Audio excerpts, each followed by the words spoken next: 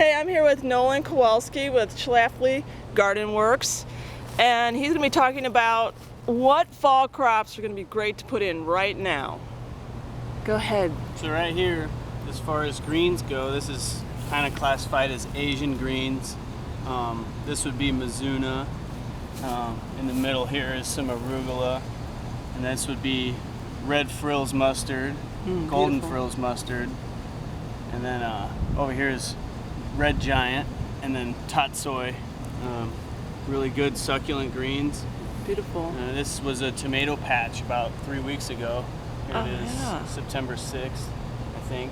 That's quick. And, this stuff grows really fast, and when we harvest it, we just grab it like this and use scissors. That's why they call it cut and come again. You can harvest off a whole section of a bed like this, wash it, put it in the fridge, last you a couple weeks, and then come right back a couple weeks later, and it'll look exactly the same. So Shear it again. produces a ton. Some more Asian greens here. These are bok choy.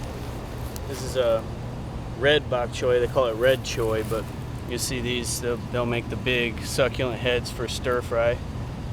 Another good fall crop. Is this about like 2 weeks old or a week old? These actually got started in cell packs in a hoop tunnel at home. About 4 weeks, 3.5 weeks ago. Okay. So, A little bit more for the advanced gardener, I think, on that one. Stuff a little early. Yeah. You can start it from seed and location right now. It's fine. Yeah. It'll do all right. Down here is kale.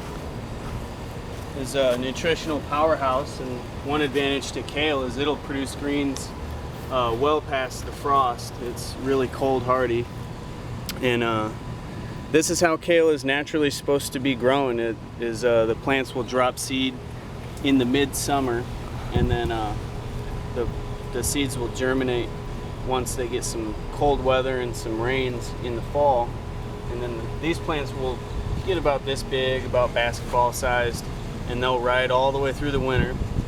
And then they would, if you left them in the spring, they would produce they'll go to flower in the huge magnificent umbels of yellow flowers, and each plant will produce thousands and thousands of seeds the following midsummer. So that's how actually we get most of our kale seed is we just grow it ourselves. You can see. So you'd be able to eat this by...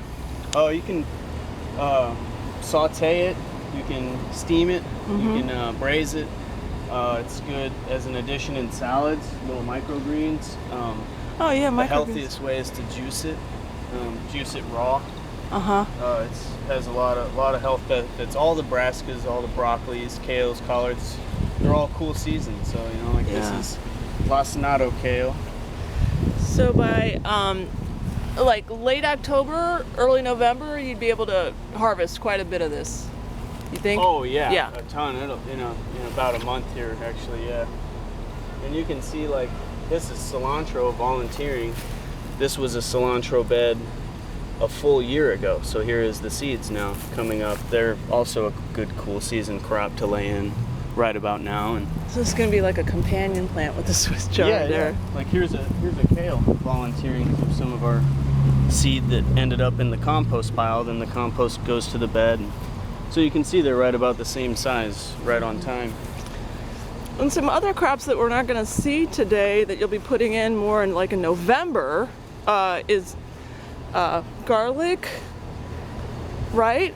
Yeah, garlic. Yeah, garlic will go in, so you'll have some empty beds by then. You'll put in some garlic, and then there's also onions and chives that can go in. So pretty much all the alliums, which is like garlic, onions, chives, you could sow those direct seed in the late fall. And So like in October. yeah, October after Okay. Halloween, Yeah. sometime early November even.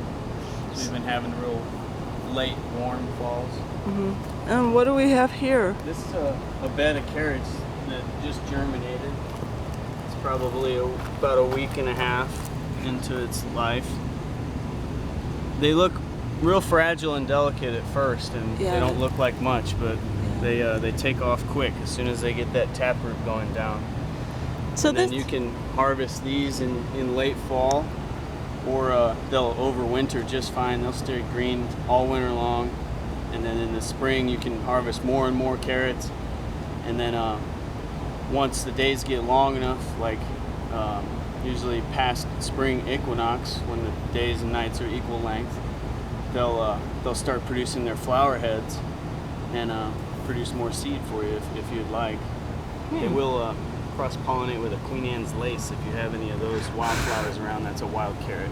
So if you have any of those around, it can turn your carrots into wild carrots. So this plot here that's about, what, 4 by 8, it's kind of like the size of a community garden bed. You have, how many carrots do you think you'll be able to harvest out of this 4 by 8? Oh, I don't know, thousands. Yeah, neat. Well, great. Thanks so much, Nolan. You're welcome.